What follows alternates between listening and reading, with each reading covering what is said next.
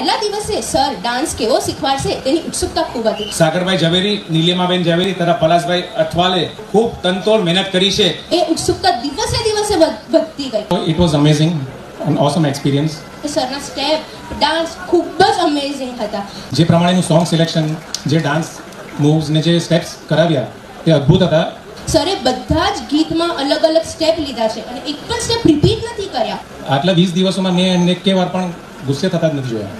બધાને જ પૂરો સ્ટેજ કવર કરવાની ચાન્સ પણ આપ્યો છે. જે લોકો ડાન્સ નથી કરી શકતા તેમને માટે બી એકદમ સિમ્પલ વેમાં એમણે પ્રસ્તુત કર્યું છે. અમે નક્કી કરેલું કે હિસ્ટ્રી બનાવવી છે, જેના ફળ સ્વરૂપ આપણે આટલું આ સુંદર પરફોર્મન્સ અહીં જોઈ રહ્યા છે. આ ડાન્સ પરફોર્મન્સને અદ્ભુત કરવા બદલ ફરીથી આપણે સાગરભાઈ, નીલિમાબેન અને તમામ કલાકારો ખૂબ ખૂબ આભાર માનીએ છીએ.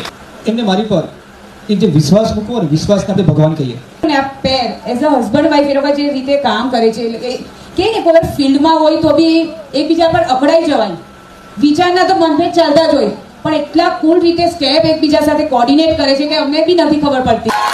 નીલિમા મેમને તો તમે ઓળખો છો, ઓલવેઝ સ્માઇલિંગ ફેસ. સ્ટેન્ડિંગ ઓવેશનથી આપણે સરને સન્માનિત કરીશું.